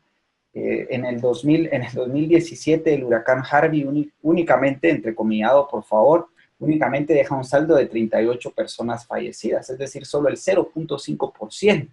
Y entonces aquí como la oportunidad de posicionar la tesis y el paradigma, que más bien debe hacer resaltar la importancia de los combustibles fósiles en este sentido, porque justamente ese tipo de energía que ha sido abundante, confiable y accesible a 3/4 partes de la población mundial, nos ha permitido resguardarnos y protegernos aún mejor del clima que es inherentemente peligroso, ¿verdad? El clima que es inherentemente peligroso. Y eso, pues, cabalmente la visión del Papa Francisco lamentablemente va en dirección opuesta, ¿no? Y la visión también de todos estos grupos ecologistas irracionales, porque consideran a la madre naturaleza, ¿no? Le adquieren una categoría de divinidad, la ven siempre como algo idílico, algo pacífico, algo que dispuesto a albergarnos, y la verdad es todo lo contrario, ¿no? La naturaleza, en términos reales, pues siempre está ahí y es, digamos, un ecosistema donde finalmente debe ganar el mejor, ¿no? Entonces, pues, básicamente dar tal vez estas puntadas, profesor, para que quede un tanto más claro que, como yo hago el llamado al final de mi artículo, creo que impulsando nuestro proyecto de las 5 reformas, nuestro programa de las 5 reformas y el proyecto de la Gran Devolución, vamos a lograr establecer y crear infraestructura física suficientemente fuerte, ¿no? Y crear riqueza por sobre todo, para preparar a los ciudadanos ante estos fenómenos naturales. Un paréntesis ahí también que me llama mucho la atención, investigué mucho para redactar este artículo y encontré a un think tank que se llama R Street en Estados Unidos, que precisamente desarrolla muchos estudios en torno a temas de seguros, ¿no? Y el director de este think tank decía que parte de la responsabilidad en el daño que ocasionan estos huracanes en Estados Unidos es una política que se implementara desde los años 60, en los cuales el Estado otorga seguros por inundación. Y además se ha exacerbado todo el tema de la planificación territorial centralizada, ¿no? Eso hace que se distorsione el sistema de precios de la tierra y eventualmente la gente no sepa distinguir el riesgo que implica vivir en las zonas costeras, ¿sí? Entonces, ese es un tema que está muy fino, digamos, que hay que saberlo y hay que divulgarlo y difundirlo, ¿no? Para que quede bastante más claro que la intervención estatal en estos rubros y más que nada en la esfera privada de las personas no conduce a nada bueno y más bien termina por contribuir al caos, ¿no? Que es pues prácticamente lo que se vive incluso en países como en Estados Unidos, ¿ya? Entonces, terminar con eso, profesor, Alex Epstein, a quien yo recomiendo mucho leer, es un filósofo que ha sido el abanderado en defender moralmente y éticamente los combustibles fósiles. Dice que bueno, eventualmente cuando gocemos nosotros de un ambiente de mayor libertad, pues no solo vamos a poder resguardarnos mejor e incluso detener estos fenómenos naturales, sino también beneficiarnos de ellos. ¿Por qué no? ¿Verdad? Es una perspectiva bastante ambiciosa, ¿no? Ante estos colosales fenómenos, pero yo creo posible que el hombre con su inventiva, con su capacidad, es capaz de eso y mucho más. Muchas gracias, Jorge. Muchas gracias, Jorge. Bueno, Jorge me pide que dedique los últimos minutos Les recuerdo a todos que estamos en Zoom, ¿ok? Para que ustedes pueden participar en Zoom. Esto es todos los miércoles y somos muy estrictos con el horario, eso sí. Empezamos y terminamos, son 2 horas nada más para respetar los tiempos de cada quien, de todo el mundo. ¿Okay? Jorge me pide que yo hable sobre los jesuitas. Bueno, con esto del comunismo, ¿no? En la Iglesia Católica Romana. Bueno, la cosa es muy simple. Fíjese, tenemos hoy, decir jesuita casi quiere decir comunista. O sea, la mayor parte de los jesuitas son comunistas. Vamos a estar claros. Hay excepciones notables, muy valiosas, honrosas, brillantes excepciones en la Compañía de Jesús, jesuitas que no son comunistas, así los hay. Pero este comunista es argentino, así que ¡buah!, no hay vuelta que darle, ahí ya está todo dicho. O sea, además de jesuita argentino, no, entonces es seguro que es comunista, no es excepción. El primer papa jesuita en 500 años, desde la creación de la Compañía de Jesús. La Compañía de Jesús la crea un señor llamado Ignacio de Loyola, de cuya salud mental muchos historiadores han dudado. ¿Okay? Algunos le han llamado a los jesuitas una secta, solo que en lugar de separarse de la Iglesia Católica, se quedó dentro de la Iglesia Católica esa secta y con ambiciones de dominar la Iglesia Católica. Y lo ha logrado. Ahora bien, ¿cuál es la idea de este señor Ignacio de Loyola, que escribe una frase muy famosa, muy contundente, ¿no? Que dice así: si la Iglesia me dice, se refiere a la Iglesia Católica, si la Iglesia me dice que lo blanco es negro, yo tengo que creer que lo blanco es negro. Si la Iglesia me dice que lo negro es blanco, yo tengo que creer que lo negro es blanco.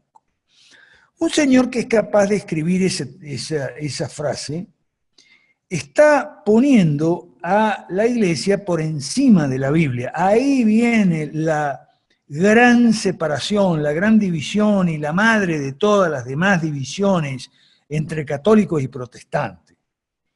Que la Reforma Protestante, de la cual celebramos 500 años, nació para equilibrar de vuelta las cosas como deben ser, o sea, la Biblia por encima de la Iglesia, a diferencia de la Iglesia por encima de la Biblia. Ahí está, esa es la gran divisoria de aguas, por decirlo así, y la madre de las demás divisiones. Los protestantes pensamos que la Biblia está, la autoridad de la Biblia está por encima de la autoridad de la Iglesia, ¿ok? Y de cualquier otra autoridad, además, porque es la palabra de Dios y no es palabra humana. Mientras que los católicos, bueno, a veces de labios para afuera dicen eso, pero en realidad ellos han tendido a reemplazar el magisterio de la Biblia por el magisterio de la Iglesia. Entonces, el señor Ignacio de Loyola y la Compañía de Jesús nacen como una especie de división especial, digamos, antiprotestante. Entonces, de ahí en adelante, los jesuitas, cada vez que, a cada cosa que digan los protestantes, los jesuitas van a decir, no. O sea, los protestantes tenían en el siglo XVI y después, hasta ahora, tenían ciertas objeciones a prácticas de la Iglesia Católica que no parecían muy bíblicas, ¿okay?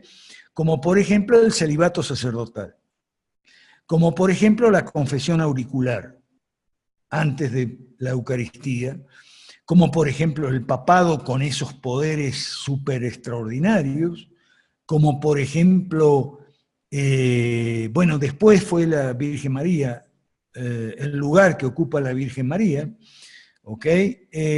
Y otras, digamos, distintivos protestantes. Entonces, mientras en la Iglesia Católica siempre hubo, bueno, y la doctrina de la elección, ¿no? Que que un poco con sentido peyorativo se llama de la predestinación, la doctrina de la elección o de la soberanía de Dios. Bien, entonces, en la Iglesia Católica siempre hubo una tirantez, esto es lo importante que quiero señalar, y creo que a eso se refería Jorge. En la Iglesia Católica Romana siempre hubo una tirantez entre los jesuitas y el resto de la Iglesia Católica Romana. Porque en el resto de la Iglesia Católica Romana había gente que no era jesuita y que decía más o menos así: bueno, está bien que estemos separados, ¿no? El protestante por un lado, el católico por el otro, estamos separados. Pero no, ¿por qué tenemos que estar tan separados? O sea, ¿por qué tenemos que mirarnos como enemigos? O sea, mirémonos como miembros de iglesias distintas que tenemos diferentes formas de pensar y ya, y distintas prácticas y tal, diferentes iglesias y ya, pero no como enemigos. Ahora, el que mira al protestante como el enemigo siempre fue el jesuita.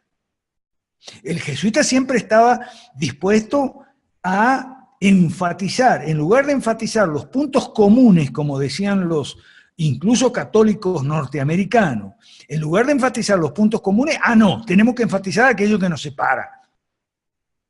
Entonces, la pelea era muy fuerte. Hay gente que dice, no, pero que los jesuitas defendían el regicidio, entonces hay un tema liberal ahí, porque el regicidio es un tema liberal, ¿no? Matar a los reyes cuando, el derecho a matar a los reyes es un tema liberal, ¿o no? No, porque los jesuitas no defendían cualquier tipo de regicidio, la mayoría de ellos, no Juan de Mariana, por ejemplo, que era un jesuita notable y brillante, o sea, una excepción. Claro, Mariana no era argentino. Bueno, entonces Juan de Mariana no lo veía así, pero la mayor parte de los demás jesuitas veían legítimo el regicidio de los reyes protestantes. ¿Ok? Entonces, vamos a estar claros. Entonces, ahí entra el tema del capitalismo. El capitalismo es considerado por muchos como algo específicamente protestante. Por ejemplo, Max Weber, autores católicos, no católicos. Bueno, lo cual Vidal dice que es una exageración, y yo estoy de acuerdo con eso. O sea, el capitalismo no es exclusiva y fundamental y diferencialmente protestante. Pero los jesuitas lo vieron así. Los jesuitas pensaron que el capitalismo era hijo de la Reforma Protestante y por tanto había que combatir el capitalismo, porque había que combatir todo lo que fuera o pareciera o luciera como protestante.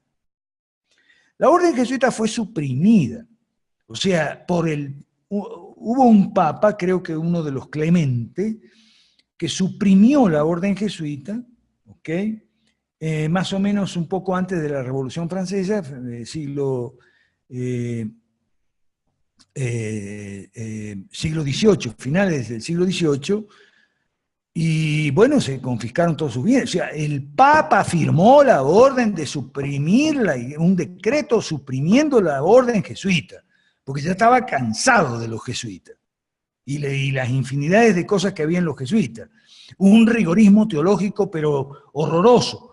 Conozcan, es bueno que se lea la historia del jansenismo, que era la doctrina dentro de la Iglesia Católica que coincidía con Calvino en señalar que la Biblia sostenía, la doctrina bíblica era la elección de Dios, ya la salvación es de Jehová, la salvación es de Cristo, la salvación es por gracia, por sola gracia y mediante la fe. Bueno, dentro de la Iglesia Católica fue defendida esa doctrina durante algunos siglos, un par de siglos por ahí, por el jansenismo, que era... los jesuitas odiaron el jansenismo, lo suprimieron y tal. Después, claro, vino el Papa y lo suprimió a los jesuitas, pero después vino otro Papa y los restableció a los jesuitas. Entonces, los jesuitas ya restablecidos tomaron restablecido en 1815-16 por ahí, tomaron en 1870, Concilio Vaticano I, empezaron su tarea de secuestrar a la Iglesia Católica. Eso lo empezaron en 1815, cuando fue restablecida la orden, y cuando en 1870 se reunió el Concilio Vaticano I y las doctrinas específicamente jesuitas fueron aprobadas por el concilio. Ese fue un concilio controlado por los jesuitas. Dentro del concilio hubo una oposición muy fuerte a cosas como la infalibilidad papal, el decreto de la infalibilidad papal, y esa oposición la encabezaba Lord Acton, que es una de las figuras señeras del liberalismo dentro de la Iglesia Católica, ¿ok? Pero el grupo de cardenales que apoyaba a Lord Acton perdió, ganaron los jesuitas, y bueno, y de ahí hasta ahora, los jesuitas cada vez más poder dentro de la Iglesia Católica, ahora un papa jesuita, encima argentino, comunista seguro, entonces mentalidad anticapitalista. ¿Por qué? Y porque el capitalismo es la reforma para los jesuitas. No sé si esto quedó claro, me imagino que no, o por lo menos habrá quedado claro para algunos, para otros no. Pero bueno, yo voy despidiéndome aquí y todos nosotros estamos a disposición de todos ustedes para consultas, preguntas, para entender lo que está pasando en el mundo y para poder hacer algo útil, algo bueno, algo provechoso. Y para eso es este movimiento de las 5 reformas. Pero claro, lo que sucede es que hay que aclarar una serie de puntos que están confundidos hoy en día. Muchos protestantes los tienen confundidos, muchos evangélicos y muchos católicos también. Y mucha gente que no es cristiana no sabe qué pensar, porque ve distintas maneras de pensar dentro de la iglesia, de las iglesias o entre las iglesias cristianas, y se confunde un poquito. Bueno, nosotros aquí tenemos el Centro de Liberalismo Clásico. Para aclarar todas esas dudas, estamos las 24 horas a disposición, tanto Jorge Chapas en Guatemala, Graciela Cristina en Argentina, Daniel Cordero en Colombia, Rodrigo Mora en Chile. En Venezuela tenemos ahora a Oriana Díaz Sánchez, o sea, tenemos líderes que están surgiendo, por supuesto en Perú, todo el equipo de Perú, está Mónica, que la veo aquí en el Facebook, está Mónica Flores Galindo, está por supuesto Claudio Sola, que es el líder del equipo, pero también están gente muy valiosa en ese equipo, como Samuel Bernardo, Fresia Emperatriz Vega, estamos todos atendiendo los grupos WhatsApp de cada país, tenemos ya grupos WhatsApp 5 reformas en Chile, en Argentina. Es más, en Chile tenemos más de uno, tenemos 2 o 3 que los coordina Rodrigo Mora. En Argentina coordina Graciela Cristina. En Perú el grupo Aprendo y Gobierno que están coordinando Fresia y Mónica. En Paraguay Clotilde Alviso coordina el grupo Partido Liberal Paraguayo. ¿Okay? Tenemos 5 Reforma Venezuela también, tenemos Partido Familia 5R Guatemala, ¿okay? Y estamos creciendo en países como Ecuador, Costa Rica, Salvador y por supuesto Guatemala, y ahora en Cuba está Alex González conversando con nosotros, y respecto de Puerto Rico tenemos a Norman Urban, ¿ok? Estamos creciendo mucho, gracias a Dios, nos estamos organizando, lo cual no es fácil, crecer tampoco es fácil, ¿ok? Tenemos coordinadores en cada país para los grupos WhatsApp, algunos están funcionando muy bien, son los que yo he mencionado, creo que se me quedaron algunos en el tintero, pero bueno, lo que quiero decir es que estamos a disposición de cualquiera de ustedes que quiera preguntar sobre el movimiento 5 Reformas, si no lo conoce todavía, o si no sabe, o si tiene dudas. Y si ya lo conoce y quiere participar, adelante, también para eso estamos los coordinadores, ¿de acuerdo? Yo creo que el año que viene, 2018, va a ser el año del gran despegue. Y vamos a tener 2 rutas de despegue importantes, creo yo, y creemos en general lo que estamos liderando esto, los países andinos y los países centroamericanos. Lamentablemente los países atlánticos no hay mucha actividad, pero si Dios quiere, a partir en el tercer foro vamos a ver mucha actividad, mucha presencia, mucha figuración en los medios, en los países andinos y en los países centroamericanos, creo yo, no sé. Y nos parece, algunos son también de mi opinión, pero bueno, personalmente creo que este proyecto es de Dios y Dios es el que va a disponer en última instancia. Él tiene la última palabra, no yo. Con todo respeto para los no creyentes digo esto, ¿ok? Con respeto y cariño además y con agradecimiento. Quiero terminar de esta manera.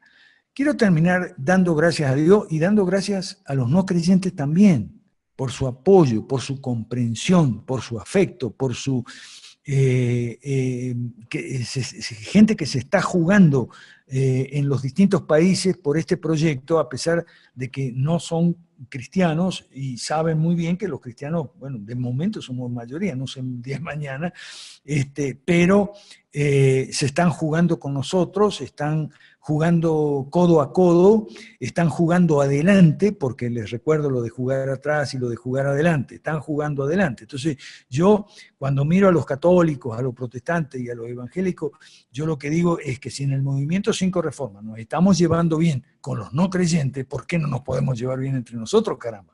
Bueno, muchas gracias a todos, voy a dejar aquí, me despido, pero estamos siempre, los coordinadores, estamos las 24 horas. Saludos a todos, gracias Jorge, gracias a los que participaron en Zoom, los que están viendo en Facebook, anímense para estar en Zoom el próximo miércoles. Muchas gracias, aquí termino para no ir en contra del reloj, que no es nuestra costumbre. Gracias a todos, saludos y bendiciones.